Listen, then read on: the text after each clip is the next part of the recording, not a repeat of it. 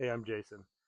If you're new here and didn't catch me last week, go back and take a look at my first video that explains a little bit more in detail about why I'm here, what I'm doing. But just to kind of give you a quick recap, my story is that I am, after about nearly 40 years in my industry, the fire protection industry, I am ready for a change.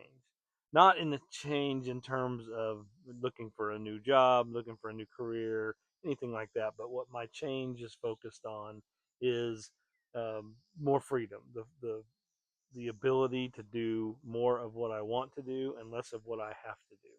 And that's the title of my plan here, is my freedom plan. So I go into a lot more detail about that in that first video. Go back and take a look at it. You'll hear a little bit more about my story. But I wrapped up with that video talking about YouTube and why I'm filming all this in the first place. And I kind of touched on a few things, but I want to spend this week going in a little bit deeper into that and why we're here in the first place. Why are we on YouTube together? And I guess it kind of goes to the fact that I am a planner at heart. As long as I can remember, I've always been someone who liked to build a plan and then follow it. Not just build a plan to plan, but build a plan that helped me put steps into place to get wherever I was after, to get whatever I was after, to get whatever direction I needed to go going. And I always knew that there were steps that to get there. It was never a once and done deal. So I always had a plan. And this goes back, I guess, as long as I can remember. I've been a planner. And I think I probably learned this as I thought more about it. I learned some of this, or I started seeing how folks did things as early as I can remember with my great grandfather. I was blessed to have a great grandpa. I got to spend probably, I think he passed when I was about 10 years old, somewhere around there. I know that I can certainly remember hanging out with granddad and spending time with him. Unfortunately, I never had a grandpa. Both my grandfathers passed before I was born, but I did have a great grandpa. And granddad always wore, as did every great grandfather of that generation. My middle 50s generation. There, if they had great grandparents, they'll know what I'm talking about. My great grandpa, granddad, wore bib overalls every day of his life. I don't mean some days of his life. I mean he wore bib overalls every day of his life. He was buried in bib overalls. I can remember being at his funeral, and I can remember the adults back then talking about what Granddad was going to wear to his funeral, and he wore his bib overalls with a black suit coat over them. But in his pocket, in those bib overalls, all the time was a notepad. He always carried some kind of a little notepad and a pencil, and he was one of those that, as they pulled the pencil out, they tapped it on their tongue and made notes. But he made notes about all kinds of things, and I don't know why that stuck in my mind as a memory, but I can always remember him having a little paper notebook, and I think they came from a feed store. If I remember the logo on them, probably from the feed store there, in the little rural Missouri town where he lived when I was growing up. But he always had that notebook, and I think, boy, how cool would it be now to know, to be able to read some of those notes and what was on his mind back then. This would have been what, probably early 70s when I can, my first memories of him having this. But he always had a notebook.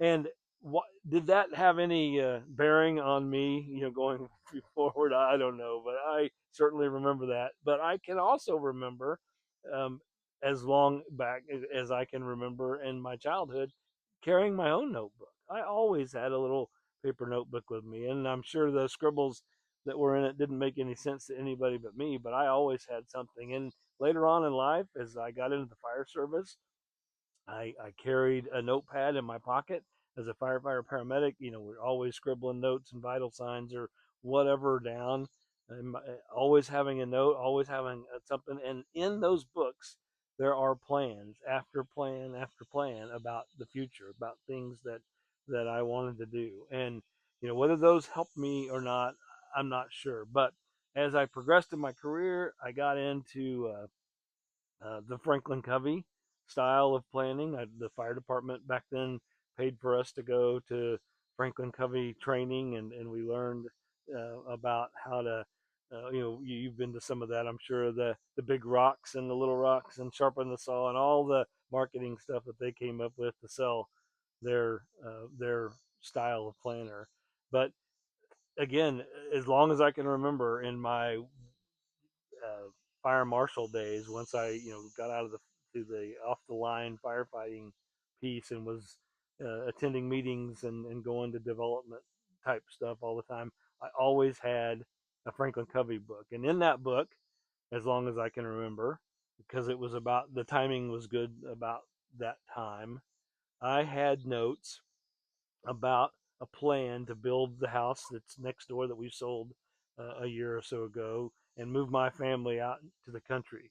Now, I don't remember what those plans were specifically. I bet I still have them somewhere. I'm also a hoarder when it comes to keeping old notebooks, but in that notebook there was a plan. I know I can picture it in my eyes, that plan about what all the steps were going to be necessary to move my family out here in the country and build that life that we were after. So that progresses. Later on, when I retired from the fire department, I get into the industry side of things. Same thing. Always had some kind of a notebook. And to this day, I carry a notebook. This is my field notes book that I'm sure some of you are familiar with. I carry this with me all the time, and it's got everything from you know to-do lists to grocery lists, and up and down the line. But there are plan after plan in here that's doing the same thing. So the why I just rambled on for 5 minutes about planning and the value of planning is I have always known that developing a plan and writing it down and having it with me and just constantly making tweaks to it was valuable. But it is one thing to have a plan in private, right? There's really no accountability when there's a plan in private and no one to share it with. That's one thing, but the getting back to why we're having this conversation on YouTube, I mentioned last week, I want this outlet to be an accountability platform for me. I want to take the plans that I've been scribbling on here and that I've spent developing for years now using Chat GPT and other AI tools to hone this freedom plan. Um, I want to. I need some accountability. I need some help. So instead of it just being written down here in private and me being able to postpone or delay or make excuses for why things aren't done, that's where you come in. I want to bring you along and have you question me and say, hey, again, last week, you promised this, and why aren't we doing that? What's the holdup here? So that's kind of just a lot deeper dive into why we're here on YouTube, why I chose it in the first place. If you again want to hear more about the backstory, spend some time back on my prior video where I explain a little bit more about it. But I wanted to talk about the plan and why YouTube and how it all fits together and how you're going to see this book here a lot more in the future. Um, I got to give a shout out to one of the YouTubers that I really enjoy. I think the name of the his channel was Cy Goglin Jim, but I also know that he's changed the name of his channel now to, I think it's called Betwixt Here and Yonder, or Twixt Here and Yonder. He he's somebody that's about my age, doing the retirement thing. They've just sold their place and moved into a Airstream. Actually, we had an Airstream before we had this RV, so we have a lot of things in common. But he's one of the folks that believes in his notebook and lives the EDC life. Right now, that's the new thing we call this everyday carry, the EDC notebook. Before it was just a notepad that lived in my pocket but now it's got a name. So I want to give him a quick shout out. So that's where we're at this week.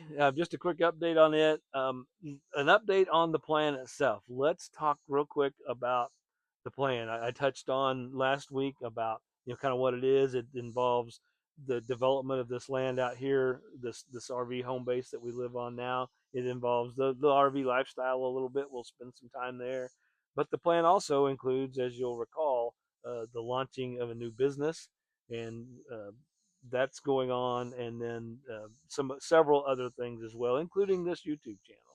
So, quick update on where we're at with some of that because there has been a few changes, some big changes, in particular, revolving around well, a YouTube and b the business that we're launching. So the YouTube channel is obviously out there. We've got another video, or I've got another video for you to go look at, and then this one to bring you up to speed. The other piece is the business itself. We've made several big strides this week. We've got our name settled. We'll talk about that in the future. We've got our we exist now as an entity. We got our LLC paperwork filed in Florida. Actually, we will be based in Florida. That's where two of my partners live, and where we've operated a business in the past. I live in Missouri, but we spend a lot of time down there, and that's where the business will be based out of. So we've got the business launched. We've got our LLC formed. We've got a back end, the back end engine developer on track. We know who that is, and he's working, finalizing kind of what that's going to look like. We'll be wrapping that up and turning him loose on that soon. We've met with a branding, a marketing specialist to help with the logo and the branding standards that go along. So a lot of exciting stuff going on with the business. Certainly, we'll keep you up to speed on that. And again, I I will dive much more deeply into the plan over the next few episodes here, and we'll give you a chance to start helping hold me accountable. Where are we going to be next week? I've got a couple of weeks of travel coming up. Remember from the first video, that's kind of the one of the things that we want to cut back on. That's one of the purposes of this freedom plan is to cut back on the travel. Again, doing the things I want to and not the things I have to. But this trip that I'm about to jump into, I think we leave in the morning. Um, we will. You may find that interesting. So it's kind of what I do for a day job is my role as a consultant for this company. It's a technical committee meeting, and so while I can't film what's going on inside the meeting itself, I can take you along with on the adventure and kind of show you the process and what I'll be doing for the next couple of weeks. So we'll share that with you, and we'll share my thoughts about this plan and where it's heading in the future. So I appreciate you coming along. I'll wrap up today with a quick scene from last night as I sat here on the patio with the wife and the dog and watched the sunset. And maybe you'll understand a little bit more about why I want to spend a lot more time here and a lot less time in an airport and a hotel. So appreciate it. Look forward to continuing the conversation.